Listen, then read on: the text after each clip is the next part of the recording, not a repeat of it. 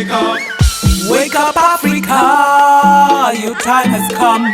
Open up your eyes and see the sun. Open up your spirit. Wake up, wake up, wake up, wake up, wake up, wake up. Wake up, Africa. Hello and welcome to Africa Watch on the Dr. Mumbi Show. My name is Dr. Mumbi Saraki. How are you doing? How's everything going? I pray that you're well in all your endeavors, in all your ways. I pray that you're truly living your best life and just living a life of purpose. And so much is happening across the African continent. So many revelations as well. Like a lot of stuff is being revealed of what used to happen 10, 20, 30, 40 years ago that are showing the truly ugly side of white supremacy. The ugly side of what the Caucasoid, Caucasoid race, really their intentions towards us as a people. And this is a shocking reminder that you cannot love your former oppressor. No, let me say it the other way, because a lot of us love our former oppressors, but your former oppressor can never really love you. Your former oppressor can never really appreciate you. There's a show I did the other day, and I was talking about how Angola is economically colonizing Portugal. And one of the things that we did, when I was doing my research, there's this Portuguese man who was like, it's strange because it's like your housemaid coming and buying your house. That's how they see us. That's the mentality. Slave, indentured servant, poor. That's the mentality, and that's the narrative they want us to believe about ourselves. But what has happened now is that, recently there was this, there's a lot of different, film festivals, and Sundance is one of the most well-known or most renowned, and it started recently in Utah. By the way, it was started by Robert Redford. Those are stories for other days. But there was a very shocking documentary by Alexander Jones, and it actually premiered at Sundance. And what it showed is that allegedly there's a ex-mercenary has confessed that there's a South African paramilitary group that tried to spread AIDS by infecting the black people of South Africa. And it talks about how, this mercenary group, there was this member, and he was called Maxwell, and he basically had these intentions of eliminating all black people in South Africa.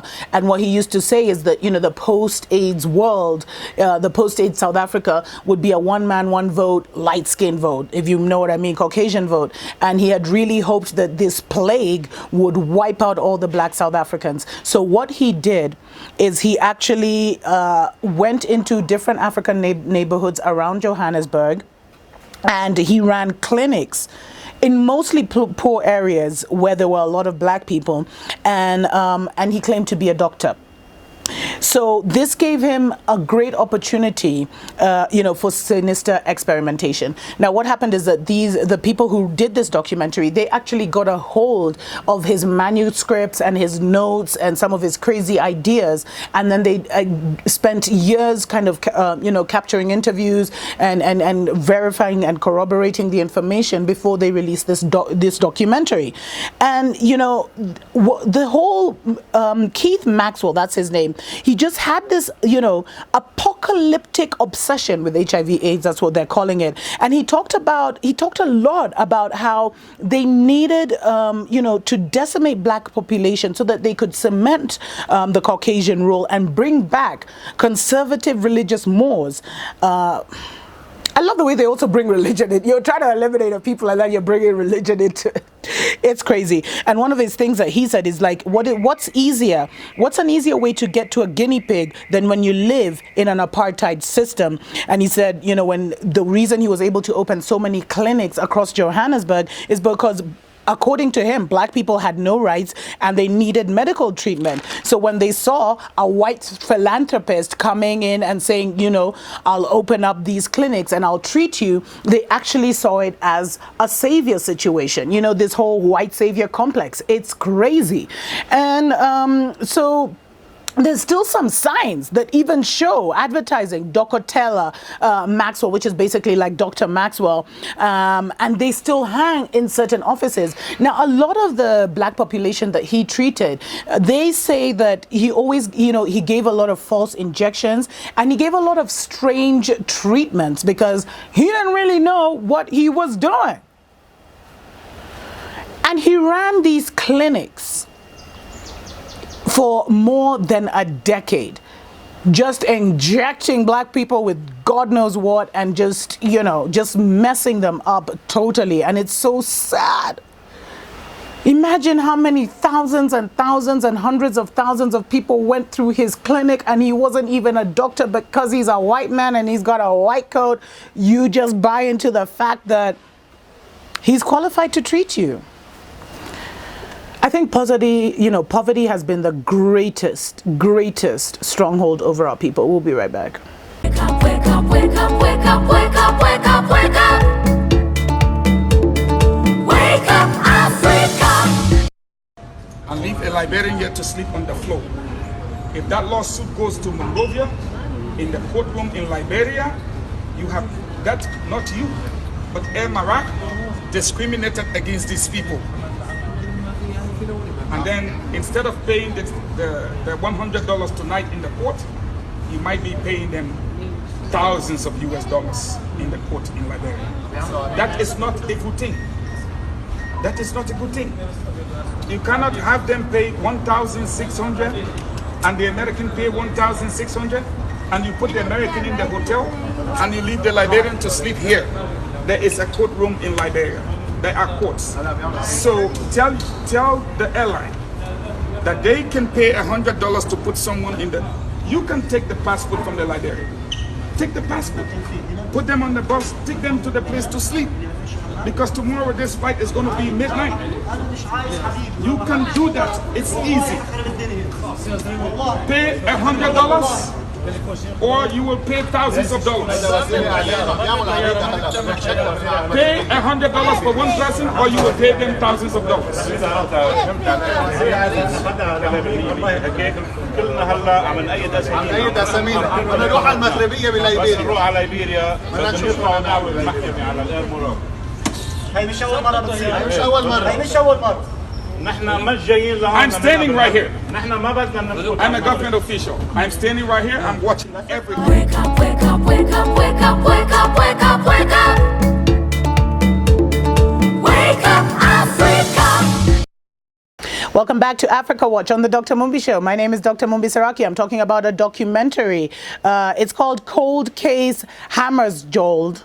I don't know how to pronounce that. And it basically looks at the assassination of this former UN Secretary General that happened when he was in Zambia. But while they were doing this, they discovered Keith Maxwell along the way. And just a quick note. So, so this gentleman, Hammarskjöld, he was actually the head of the UN when it was first started and when a lot of these nations were gaining independence. And he was a huge advocate, even though he was a Mzungu, even though he's Caucasoid, he was a huge advocate for decolonization. So a lot of allegations have come out that actually the CIA and the British intelligence were somehow involved in bringing down his plane over Zambia. Now, of course, the CIA and the British intelligence have denied any involvement, but who knows? Who knows? Because we know that there was never a desire to or a genuine interest to end colonialism. It was all a lie to us. So now this documentary by Alexander Jones that premiered in Sundance, so there's this man who spent years as an intelligence officer with the South African Institute for Maritime Research, and that's what the name of this paramilitary group was. And not only was it involved in trying to infect its fellow black citizens with AIDS, but it also was involved in masterminding a lot of coups allegedly and other violence across Africa. And this is just another confirmation that the white supremacist has always had his hand in a lot of these situations, in a lot of the tumultuous situations that happen across Africa. Now, it's so sad that he was able to offer treatment for decades and no one ever came to the rescue, although it was during apartheid South Africa, so who was going to help our people?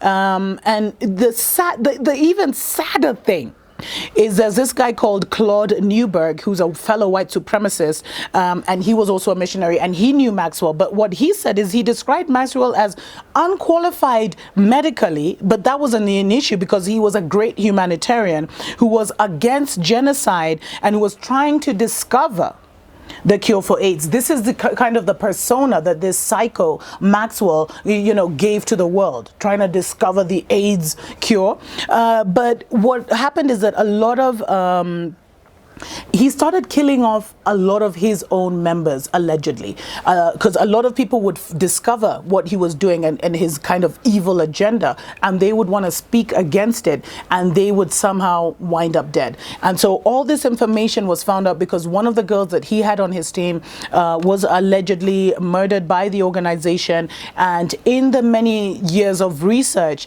the family eventually got a hold of Keith Maxwell's memoirs and notes and theories, and they were able to now share it. They tried to share it with the police. The police totally ignored it, have never done anything about any of the cases of alleged murder, but eventually they handed them over to the filmmaker. And that's another great way to do it. If the media won't cover it, if the police won't give you justice, give it to the media and expose it to the world, because then some things will start happening. But this should be a reminder. This should be a reminder, especially with South Africa going into a deep election season. This should be a reminder of who exactly they're dealing with. We've seen EFF gaining a lot of momentum. We've seen ANC trying to change their colors because of the pressure from EFF. There's others that are emerging on the scene. But they must remember who really has the best agenda and who has the best strategy to leave the white supremacists, because the white supremacists and the Boers in South Africa are not going to go quietly, and they're going to be defended by all their other white supremacists around the world. So it's really, really a very interesting situation to kind of observe and see, what will happen. Anyway, may the Most High bless and keep you. Mwah. Wake up, wake up, wake up, wake up, wake up, wake up.